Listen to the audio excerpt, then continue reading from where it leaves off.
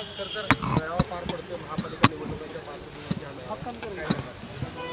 राज्यामध्ये नगरपालिका, नगरपंचायत, नगरपरिषदांची निवडणूक झाल्यानंतर पुन्हा एकदा नव्यानं राज्यातल्या महापालिकांच्या निवडणुकांची लगबग सुरू झालेली आहे. साधारणतः 14 तारखेनंतर कधीही आचारसंहिता लागण्याची शक्यता आहे.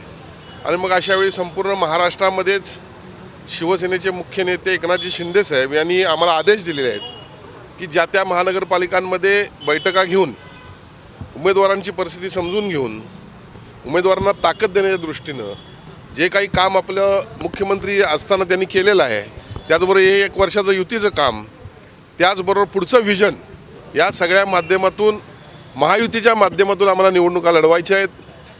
आणि एकंदरीतच राज्यातली परिस्थिती जर पाहिली तर महायुतीला मोठ्या प्रमाणात जनाधार मिळतेला आपल्याला दिसतोय. आणि यासाठी आज ही बैठक या ठिकाणी आयोजित केलेली आहे.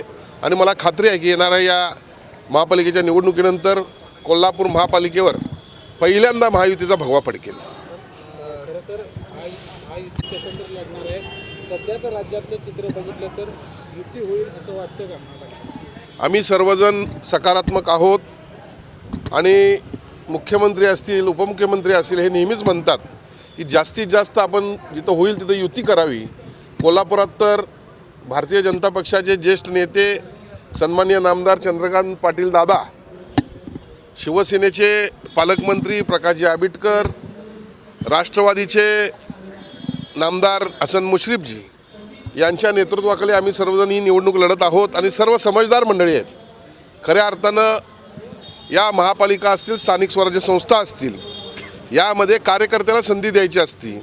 आणि कार्यकर्त्याला संधी देत असताना आमचं धोरण असं आहे की कार्यकर्ता कुठल्याही पक्षाचा असो, त्याच्यावर अन्याय होता कामा नये, त्याला न्याय दिला गेला पाहिजे आणि महायुती भक्कम राहिली पाहिजे, आमचं या ठिकाणी धोरण आहे. महायुतीमध्ये साधारण किती जागांची अपेक्षा शिवसेना करते आणि कशी तयारी करते?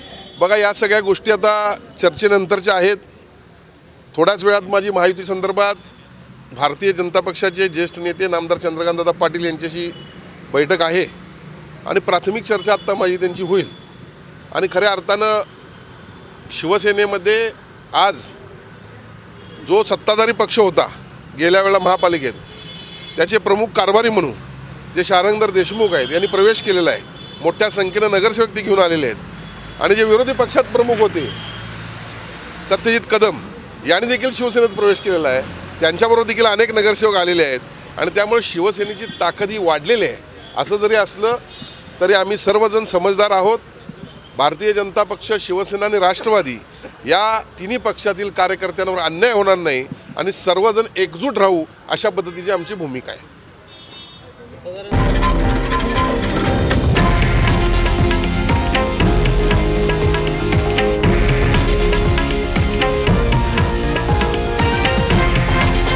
हे आहे देशातील नंबर 1 न्यूज नेटवर्क आणि आपण पाहत आहात TV9 मराठी, एकमेव.